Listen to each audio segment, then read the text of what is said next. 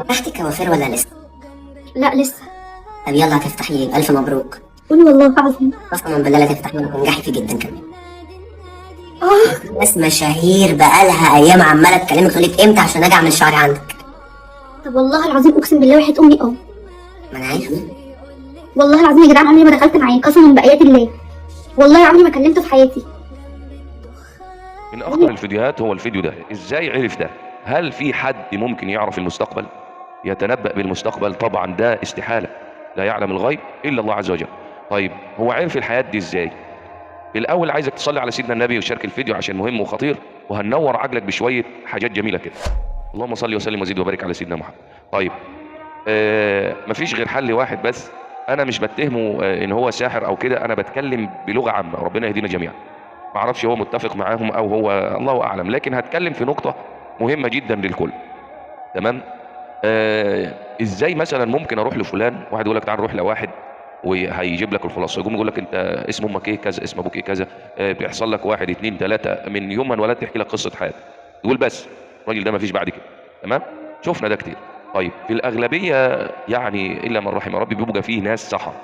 الساحر بيعمل ايه؟ الساحر طبعا عشان يعرف الحد كلها بيبقى مسخر جن والعياذ بالله، حضر جن قوي. طبعا عشان يحضر جن قوي لازم يبقى ايه؟ يكفر بالله عز وجل، يكتب القران بالمقلوب وحاجات كده فظيعه جدا، عافانا الله وإياه. تمام. طيب يبدا بقى يسخر جن ومفكر ان هو يبقى معاه قوه وفلوس، لكن اقول لك يا حبيبي والله هيبقى حالك تحت الصفر، وشفت ده. طيب يبعت، بتروح انت واسم امك ايه، اسم ابوك كذا كذا، يروح معاه الجن القوي المارد القوي، بعته فين؟ على القرين بتاعك. طبعا كل واحد مننا ليه قرين من يوم ما انولدنا، حتى سيدنا النبي كان له قرين ربنا يعانه عليه فظل ينصح النبي صلى الله عليه وسلم، معروفه طبعا. طيب القرين ده عارف كل حاجه من يوم ما بتنولد، بيتوكل بيك قرين لحد ما تموت.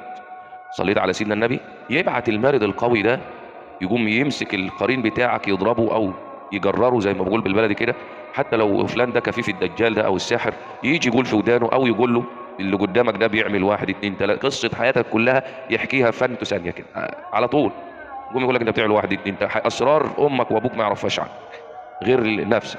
يقول بس الراجل ده فهمته. فهي دي مشكله. اتحداك لو قرات ايه الكرسي يعجز عن ذلك، يقف يتعطل والله. وحصلت معايا برضو، كان في حد جايبينه كده، فبدات اقرا ايه الكرسي، فقالوا طلعوا فلان ده بره، فلان ده فتان والله العظيم.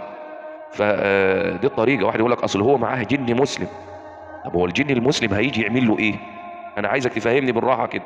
يعني هيعمل ايه؟ ربنا عز وجل يقول وما خلقت الجن والانس الا ليعبدون. اهو خلاص، هو في طاعه ربنا عز وجل هيجي لك يعمل ايه؟ فدي مشكله وكارثه يا جماعه. ربنا يهدينا جميعا.